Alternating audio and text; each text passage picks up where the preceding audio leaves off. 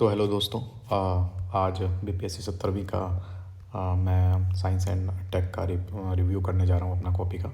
और आज ही 71वीं BPSC prelims का भी रिजल्ट जारी हुआ है। तो उम्मीद करता हूँ कि कट ऑफ तो बहुत ही ज़्यादा गया है, 88 कट ऑफ जनरल का गया है। तो जिन लोगों का सिलेक्शन हुआ है उन लोगों को बहुत बहुत बधाइयाँ। और जिन लोगों का नहीं हुआ है उनको मायूस होने की ज़रूरत नहीं है, क्योंकि आगे आने वाले एग्ज़ाम्स के लिए भी आपको तैयारी करना है। तो एक एग्ज़ाम्स में ना होने से आपको निराश नहीं होना है। तो अगर जिनका हो गया है वो अ, उनको हेल्प मिलेगा इस कॉपी से और थोड़ा सा आइडिया मिलेगा। तो आइए हम लोग देखते हैं।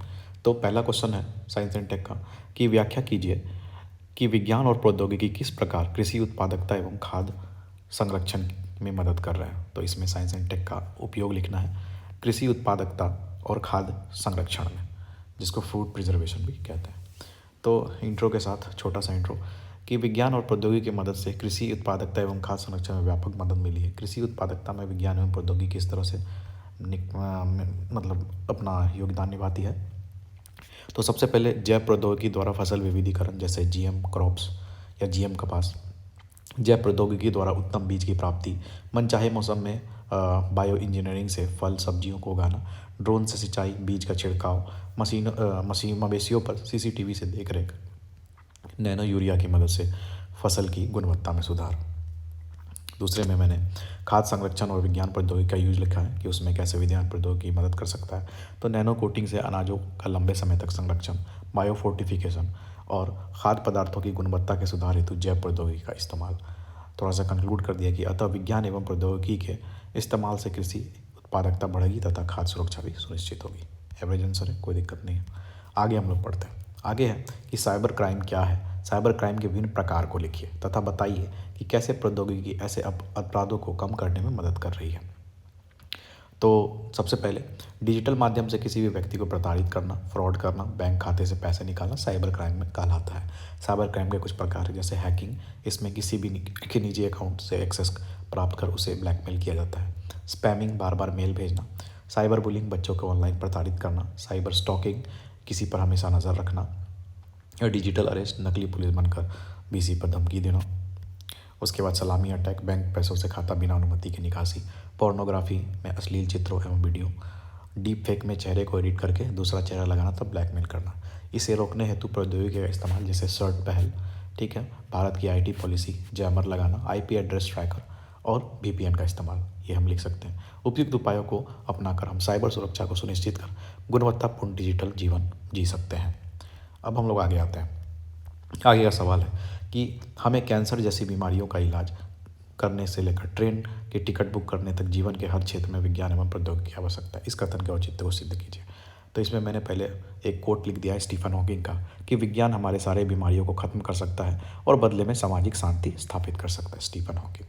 फिर हमने विज्ञान के जीवन के विभिन्न क्षेत्रों में आवश्यकता को एक ट्री चार्ट के माध्यम से समझाया है कि शिक्षा के क्षेत्र में यूट्यूब, ऑनलाइन शिक्षा, स्वास्थ्य, बीमारी या इलाज, टेलीमेडिसिन, एआई, जैव प्रौद्योगिकी, परिवहन, ऑनलाइन टिकट बुकिंग, ठीक है। इसमें मैं IRCTC का एग्जांपल दे सकता था, वो मैं नहीं दे पाया। होटल बुकिंग, फेसबुक, इंस्टाग्राम, ठीक है। उसके बाद कम्युनिकेशन में संपर्क, मनोरंजन में देश विदेश के गाने या फिल्में, ठीक है। अगर आते हैं तो इस संदर्भ में हम देख सकते हैं कि विज्ञान आज हमारे हर क्षेत्र में मदद कर रहा है, जैसे चिकित्सा में, कैंसर के इलाज में, जीन थेरेपी, कैंसर का इलाज, जीन थेरेपी से कैंसर का इलाज, स्टेम सेल थेरेपी और टेलीमेडिसिन। उसके बाद हम लोग हॉस्पिटल में बेड बुक करने के लिए, परिवहन में, बस ट्रेन के टिकट बुक करने में, खाना ऑर्डर करने में, होम डिलीवरी करने में, एग्जाम्पल में फ्लिपकार्ट वगैरह में हम लोग डाल सकते हैं। तो अतः विज्ञान हमारे वर्तमान में हमारी आत्मा बन चुका है और इसे हर समस्या का समाधान दिया है। अब आते हैं हम लोग अगले क्वेश्चन में। ये है डीएनए फिंगरप्रिंटिंग के बारे में। तो वर्णन करें कि डीएनए फिंगरप्रिंटिंग तकनीक फॉरेंसिक विज्ञान में कैसे मदद करती है। एलेक्स जेफरी द्वारा डीएनए फिंगरप्रिंटिंग के आविष्कार ने फॉरेंसिक विज्ञान के क्षेत्र में क्रांति ला दी है। इससे निम्न स्तरों पर मदद मिली है। डीएनए फिंगरप्रिंटिंग के फॉरेंसिक विज्ञान में लाभ। सबसे पहला, हत्यारों एवं अपराधियों की पहचान करने में, पिता पुत्र की पहचान करने में, लापता शवों के पोस्टमार्टम के बाद उनके बारे में पता लगाना, विलुप्त जीव जंतु के डीएनए फिंगरप्रिंटिंग से उनकी डिटेल को निकालना। अगला है कि डीएनए फिंगरप्रिंटिंग के लाभ क्या है। तो सटीक डाटा पता लगता है, सटीक जानकारी मिलती है, न्यायालयों में सबूत के लिए व्यापक पैमाना तय होता है। अतः डीएनए फिंगरप्रिंटिंग फॉरेंसिक विज्ञान में एक मील का पत्थर साबित हुआ है। अब हम लोग आगे देखते हैं। आगे है स्टेम शिक्षा। इसको तो मैं नेगलेक्ट करके ही चलूँगा, इस क्वेश्चन को मैंने ब्लंडर कर दिया है इसमें, क्योंकि मुझे पता ही नहीं था ये स्टेम शिक्षा होता क्या, तो मैंने बस इसमें पेज भरा है, तो इसको हम लोग थोड़ा सा स्किप करते हैं। इसमें पता नहीं 1 नंबर भी नहीं मिलेगा। देखते हैं अगला क्वेश्चन आते हैं। ये है, व्याख्या कीजिए कि भारत में ड्रोन तकनीक किस प्रकार भारतीय सुरक्षा के विभिन्न क्षेत्रों में बड़े पैमाने पर मदद कर रही है। उक्त उदाहरणों से पुष्टि कीजिए। आते हैं तो ड्रोन तकनीक भारतीय सुरक्षा हेतु एक नया आयाम सेट कर सकती है। इससे भारतीय सेनाओं को सैन्य रूप में और भी ज़्यादा मजबूती मिलेगी।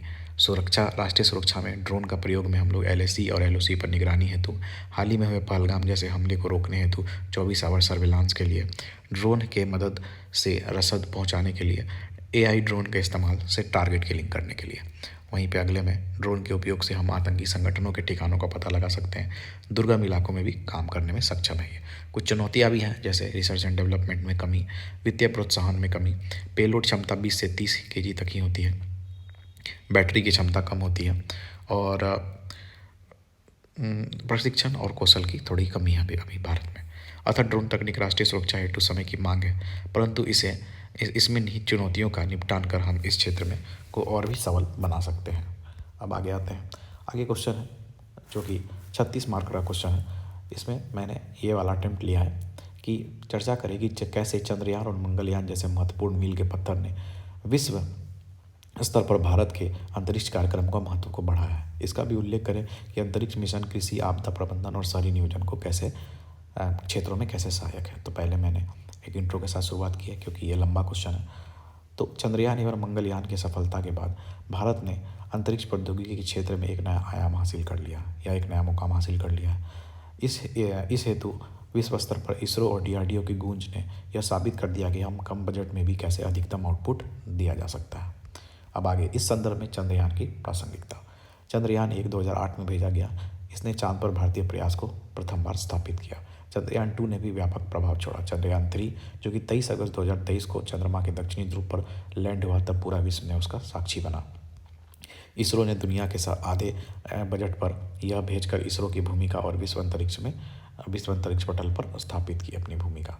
अब आते हैं मंगलयान की प्रासंगिकता। मंगलयान ग्रह पर भारतीय मंगलयान ने विक्रम लैंडर के उतरने पर एक ऐतिहासिक कदम रख दिया। इससे यह सुनिश्चित किया कि आने वाले समय में भारत विश्व के अंतरिक्ष क्षेत्र में अग्रणी भूमिका निभा सकता है। इसके अलावा भी अंतरिक्ष क्षेत्र में कृषि, आपदा प्रबंधन और शहरी नियोजन जैसे कई क्षेत्रों में सहायक रहा है। जैसे कृषि क्षेत्र में इसरो की भूमिका की बात करें तो चमन उपग्रह से कृषि फसलों की निगरानी, फसल योजना से उपग्रहों द्वारा फसल संवर्धन, आपदा प्रबंधन में अंतरिक्ष मिशन में CBS सेंट्रल ब्रॉडकास्टिंग सिस्टम, इससे बिजली गिरना, ठनका आदि की सूचना मिलती है। पृथ्वी अवलोकन उपग्रह EOS, इससे सूखा, बाढ़, सुनामी, जल स्तर बढ़ने की जानकारी मिलती है। बीम्स, यह बाढ़ नियंत्रण हेतु उपग्रह से कनेक्टेड सूचना प्रणाली है, और यह तटबंध में जल की मात्रा के आंकड़ा को उपलब्ध कराता है। पृथ्वी उपग्रह, यह भी आपदा संरक्षण में मददगार है। आगे शहरी नियोजन में अंतरिक्ष और इसरो, ये इसमें आते हैं हम लोग नाविक में यह ट्रेनों की आवाजाही, ट्रैफिक कंट्रोल आदि को उपग्रह से निगरानी करता है। पर्यटन क्षेत्र में भारत में Skyroot agency, Agnikul, Cosmos, इन लोगों ने हाथ बढ़ाया है। भारत का अंतरिक्ष स्टेशन 2035 में आने वाला है, और इसके तहत इसरो द्वारा अंतरिक्ष पर्यटन और ISS की स्थापना हेतु कार्य प्रगति पर है। समग्रतः यह कह सकते हैं कि भारत का अंतरिक्ष मिशन धीरे धीरे प्रगति कर रहा है। आगामी गगनयान और आदित्य L2 इस क्षेत्र में जो है वो भारत की प्रभुसत्ता और मजबूती प्रदान करेंगे। तो ये रहा मेरा साइंस एंड टेक का पोर्शन। उम्मीद करता हूँ आप लोगों को ये रिव्यू पसंद आया होगा, और अगला मैं ट्राई करूँगा कि अपने ऐसे पेपर को भी डालूँ। तो ठीक है, आप लोग अच्छे से रहिए, तो मिलते हैं नेक्स्ट वीडियो में।